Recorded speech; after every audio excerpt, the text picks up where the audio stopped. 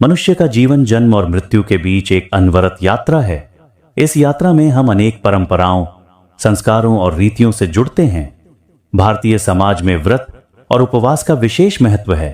करवा चौथ, एकादशी, सोमवारी, सावन के सोमवार, संकष्टी, छठ ऐसे अनगिनत अवसर हैं जब स्त्रियां और पुरुष अपने प्रियजनों की दीर्घायु, स्वास्थ्य या समृद्धि के लिए उपवास रखते हैं। किंतु प्रश्न यह है कि क्या वास्तव में किसी और के लिए व्रत रखने से उसका कल्याण हो सकता है, या यह आस्था मात्र सामाजिक विश्वास है जिसका मूल उद्देश्य कुछ और है।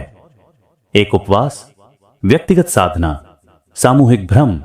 आध्यात्मिक दृष्टि से देखें तो प्रत्येक आत्मा अपने कर्मों की उत्तरदायी है। व्यक्ति अकेला आता है और अकेला ही जाता है। यह सत्य है जिसे गीता से लेकर उपनिषद तक ने स्पष्ट किया है।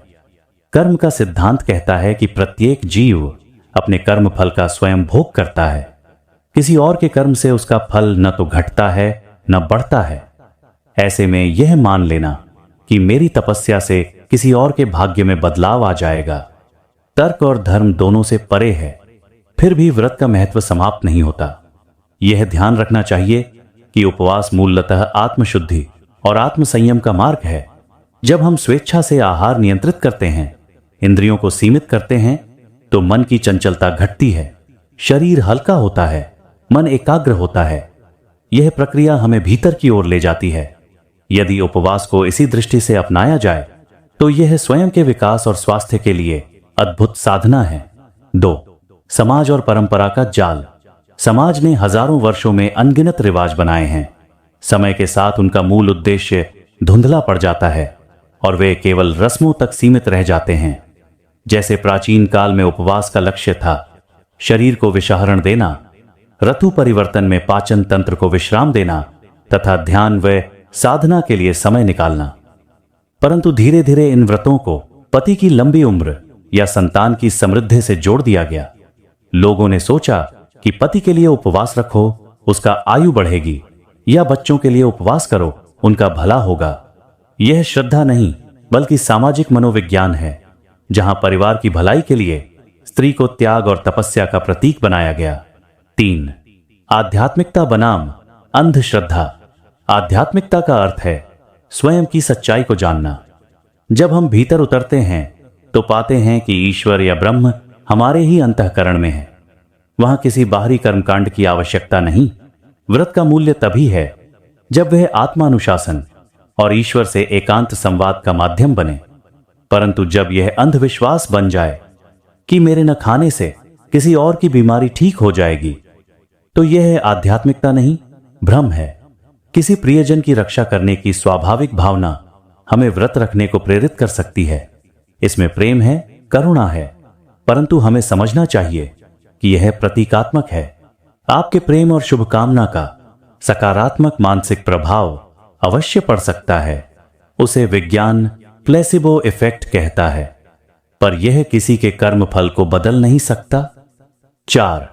उपवास का स्वास्थ्य और मानसिक लाभ। आधुनिक चिकित्सा विज्ञान भी अंतराल उपवास को लाभकारी मानता है। यह शरीर को विषमुक्त करता है, इंसुलिन सेंसिटिविटी बढ़ाता है और कोशिकाओं को पुनर्जीवित करने की प्रक्रिया को सक्रिय करता है। जब कोई व्यक्ति उपवास करता है तो उसका पाचन तंत्र विश्राम पाता है, जिससे शरीर की ऊर्जा मरम्मत और पुनर्निर्माण में लगती है। मानसिक स्तर पर भी उपवास हमें आत्मसंयम सिखाता है। भूख को सहना एक प्रकार का ध्यान है। जब हम अपनी इच्छाओं को नियंत्रित कर पाते हैं तो आत्मविश्वास बढ़ता है। इस प्रकार व्रत का सच्चा लाभ स्वयं साधक को ही मिलता है। 5. कर्म का अटल नियम। भगवत गीता स्पष्ट कहती है, कर्मण्येवाधिकारस्ते मा फलेषु कदाचन, अर्थात हर व्यक्ति अपने कर्मों का स्वामी है। यदि किसी के रोग या जीवन की अवधि को केवल किसी और के व्रत से बदला जा सकता तो संसार का समूचा कर्म सिद्धांत ही निरर्थक हो जाता। कर्म फल की यह अडिग व्यवस्था ही न्याय का आधार है। इसलिए यह अपेक्षा कि मेरा उपवास मेरे पति या बच्चे को संकट से बचा लेगा केवल मन को सांत्वना देने वाला विचार है। 6. सही दृष्टिकोण। प्रेम, प्रार्थना और आशीर्वाद। तो क्या हमें व्रत छोड़ देना चाहिए? इसका उत्तर सरल है, व्रत को उसके सही स्वरूप में अपनाइए। यदि आप प्रेमवश व्रत रखते हैं तो इसे त्याग या बलिदान न समझें। यह आपके अपने शरीर और आत्मा को साधने का अवसर है। अपने प्रियजनों के लिए प्रार्थना करें, शुभकामनाएं दें। यह ऊर्जा निश्चित ही सकारात्मक तरंगें भेजती है। लेकिन इस भ्रम में न रहें कि आपका उपवास सीधे किसी और का भाग्य बदल देगा। 7. आत्मा की एकाकी यात्रा। आखिरकार जीवन की यात्रा में हम अकेले आते हैं और अकेले ही जाते हैं। साथ रहते हैं केवल हमारे संस्कार, हमारी चेतना और हमारे कर्म। परिवार, संबंध, प्रेम, ये सब इस जीवन की अनमोल अनुभूतियां हैं, लेकिन वे भी आत्मा की स्वतंत्रता को बाधित नहीं करते।